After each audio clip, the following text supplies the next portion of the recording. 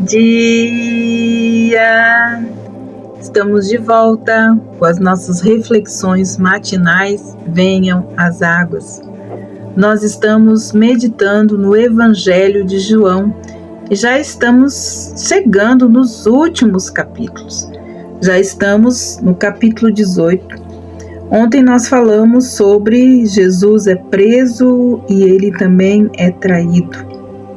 E hoje nós vamos ouvir então sobre o interrogatório que houve por parte de Anás a Jesus.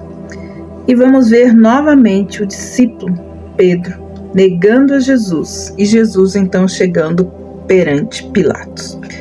Versículo 19 do capítulo 18 começa assim: Então o sumo sacerdote interrogou Jesus a respeito dos seus discípulos e da sua doutrina, e Jesus lhes respondeu: Eu tenho falado francamente ao mundo e sempre ensinei tanto nas sinagogas como no templo, onde todos os judeus se reúnem, e não disse nada em segredo. Por que o Senhor está perguntando para mim? Pergunte aos que ouviram aquilo que eu falei. Eles sabem muito bem o que eu disse.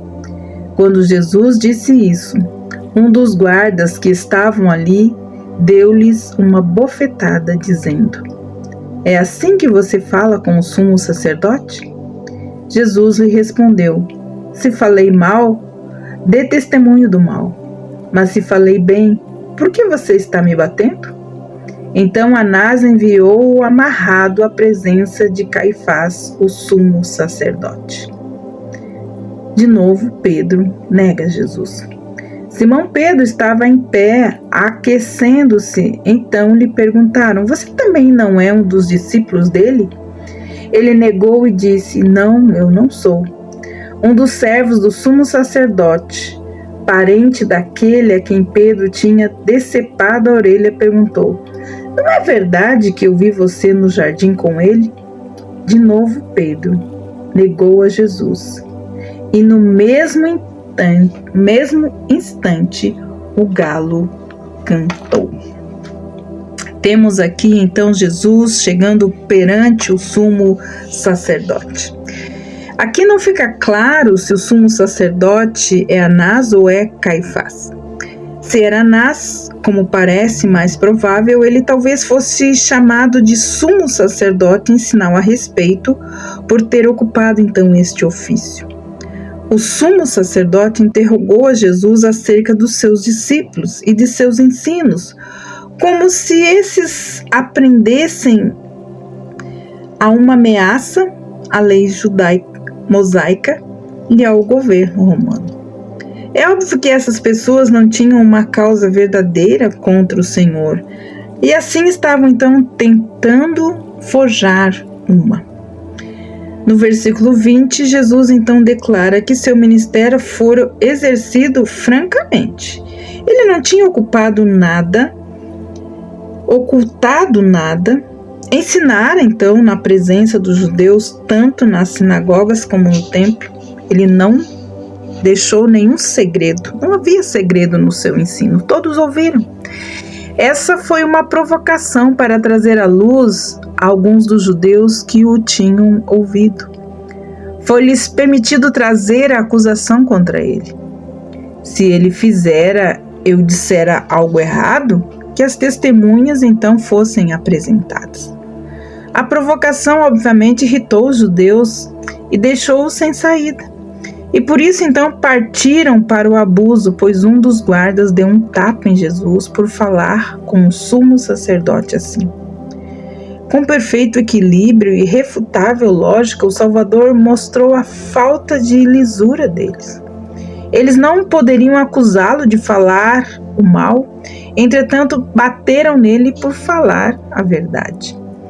Os versículos precedentes descrevem o interrogatório perante Anás. O interrogatório perante Caifás não é descrito por João. Ele está encaixado entre os versículos 24 e 28, que dizem assim. Agora nós vemos novamente a narrativa de que Jesus é negado por Pedro. Sua vida, seu ministério, seus milagres e todas as coisas que ele fez. A narrativa aqui se volta para Simão Pedro. No frio das primeiras horas da manhã, ele então se aquecia com fogo. Sua roupa, seu sotaque indicavam que ele era um pescador galileu. Alguém que estava ali perguntou se ele era um discípulo daquele Jesus, mas ele negou o Senhor novamente. Mas agora era um parente de Malco que falava com Pedro. Ele tinha visto Pedro cortar a orelha do seu parente. Não te vi eu no jardim com esse Jesus? Pedro, pela terceira vez, negou o Senhor. No mesmo instante, ele ouviu o canto de um galo e então ele se lembra das palavras do Senhor. O galo não cantará até que você tenha me negado 3 vezes. De outro evangelho, sabemos que Pedro saiu nesse ponto e então chorou amargamente. Dando continuidade, nós vemos do versículo 28 a 40, Jesus perante Pilatos. O julgamento religioso terminou, então o civil estava para acontecer. O cenário era uma sala de julgamento no palácio do governador. Os judeus, eles não queriam entregar Jesus. Eles queriam que ele fosse contado e que ele fosse proibido de comer a Páscoa. Não parece incomodá-los o fato de estarem tramando a morte do Filho de Deus. Teria sido uma tragédia para eles entrar numa casa gentia, mas assassinado era a intenção deles. Nós temos aqui o governador então romano, Pilatos, que cedeu então aos escrúpulos desses religiosos judeus, dirigindo-se ao local onde eles estavam. Ele começou então o julgamento, pedindo-lhes que relatassem a acusação contra o prisioneiro. A resposta deles foi descarada e foi rude, mentirosa. Eles disseram em outros termos que já haviam julgado o caso e decidido que ele era culpado. A única coisa que queriam era que Pilatos pronunciasse então a sentença. Pilatos tentou fugir dessa responsabilidade, jogando-a de volta sobre os judeus. Se eles já tinham julgado Jesus e decidido que ele era culpado, então por que não o sentenciariam segundo a sua lei? A resposta dos judeus foi muito significativa. Eles disseram em tantas palavras: não somos uma nação independente. Temos de ser dirigidos pelo poder romano. O governo civil foi tirado de nossas mãos e não temos mais o direito de executar ninguém. A resposta evidenciava então a sua dependência e sujeição do poder gentil. Além disso, eles queriam deslocar o ódio pela morte de Cristo para Pilatos e não para eles.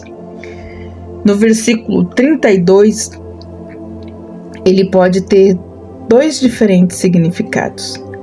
Jesus tinha predito que seria entregue aos gentios para ser morto. Aqui os judeus estavam fazendo exatamente isso com ele. Em muitos lugares o Senhor disse que seria levantado. Isso se refere à morte por crucificação. Os judeus usavam o apedrejamento em caso de pena capital, enquanto a crucificação era o método romano. Assim, pela sua rejeição em executar a pena de morte, os judeus, sem saber, cumpriram essas 2 profecias concernentes ao Messias, que está lá descrito no Salmo 22:16. Pilatos, então, agora recebe Jesus no pretório para uma entrevista particular e pergunta a ele a queima-roupa: és tu o rei dos judeus? E Jesus responde: como governador, você já ouviu falar que eu tentei derrubar o poder romano? Já foi relatado a você que eu proclamei meu próprio reino que arruinaria o império de César? Essa é uma acusação que você conhece por experiência própria ou apenas algo que você tem ouvido desses judeus? Havia desdém real na pergunta de Pilatos. Porventura sou judeu?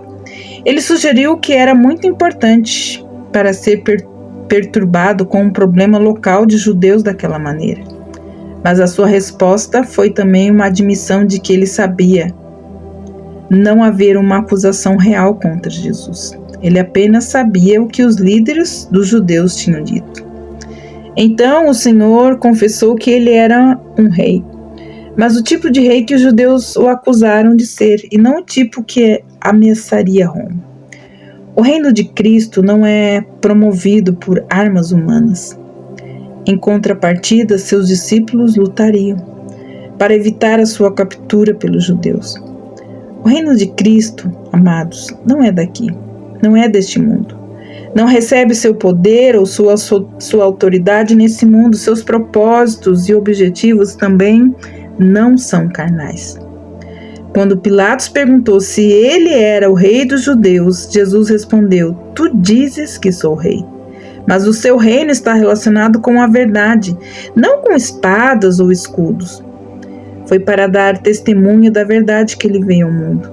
A verdade aqui significa a verdade sobre Deus, o próprio Cristo, o Espírito Santo, o homem, o pecado e a salvação e todas as outras grandes doutrinas do cristianismo. Todo aquele que ama a verdade ouve a sua voz, e é assim que o reino de Deus cresce. É difícil afirmar que Pilatos quis dizer o que Pilatos quis dizer quando perguntou a Jesus: "O que é a verdade?" Ele estava confuso. Foi sarcástico ou estava realmente interessado? Tudo o que sabemos é que a verdade encarnada estava ali de pé diante dele e ele não o reconheceu. Pilatos agora correu aos judeus com a confissão de não ter achado nem ao crime algum naquele homem. E era costume entre os judeus, por ocasião da Páscoa, solicitar a libertação de algum prisioneiro judeu pelos romanos. Pilatos apoderou-se então deste costume num esforço de contentar os judeus e ao mesmo tempo libertar Jesus. Mas o plano falhou. Os judeus não queriam Jesus. Eles queriam Barrabás, um salteador. Como sempre, o coração perverso do homem prefere um bandido ao Criador. E você? O que o seu coração busca? Se ele busca a verdade, lembre-se, Jesus é a verdade. E no reino de Deus, somente aqueles que amam e ouvem a voz da verdade é que podem participar. Que o Senhor te abençoe e te guarde e te traga paz. E até amanhã com as nossas reflexões matinais. Venham as águas. Até lá!